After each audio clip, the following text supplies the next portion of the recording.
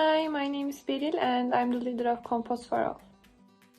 Hi, I am Suda and I am the head of design department for Compost for All.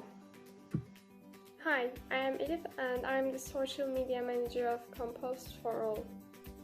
Hi, I'm Ezgi and I'm responsible for communication in Compost for All project.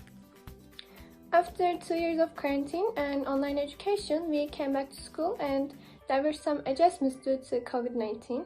We were not using plates anymore. Instead, we were using plastic food boxes and school was collecting them in containers. This gave us a chance to realize how much food went to waste, and we decided to do something, which led us composting the leftovers.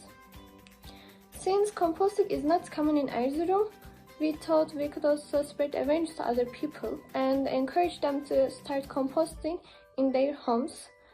Leftovers might seem innocent compared to other materials that cause pollution, but they actually are not. They also create greenhouse gases such as methane. So if people could benefit from these leftovers, it would help the environment and also make them question how much they buy and how much of it they consume. United Nations Sustainable Development Goal 12, which is responsible consumption and production, promotes recycling and reducing our carbon footprints on Earth by reducing the need for food to the shelters and reducing the fertilizer need. We are hoping to be a part of this goal by composting leftover food.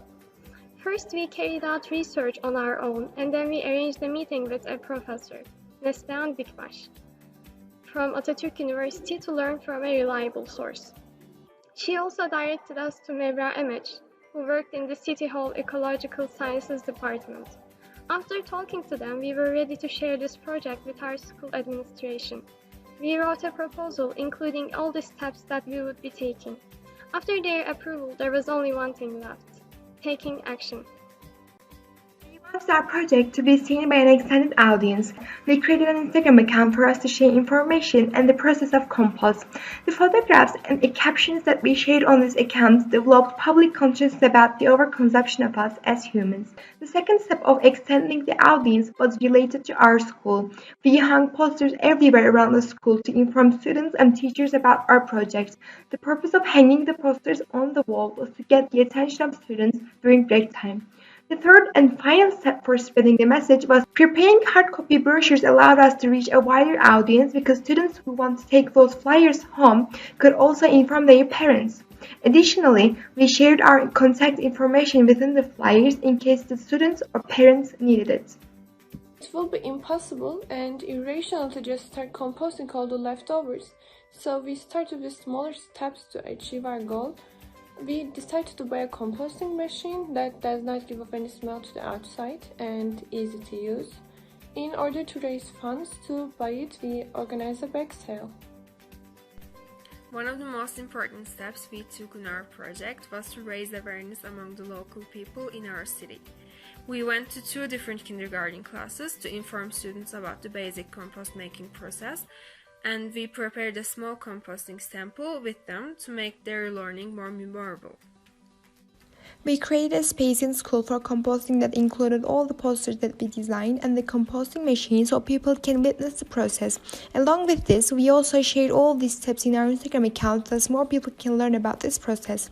We didn't want people to think they can only compost leftovers by buying a machine, so we shot a video that shows people how they can compost leftovers without buying a machine and only using materials that they can easily access such as beans and leaves. Then we shared this video on social media.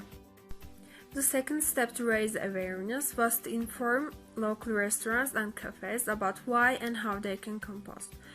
And most of the businesses have a hard time dealing with this food that was left on the plate.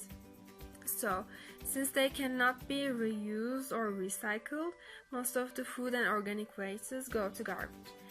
And we as the composting team wanted to solve this problem by sharing our ideas and system about composting to restaurant owners.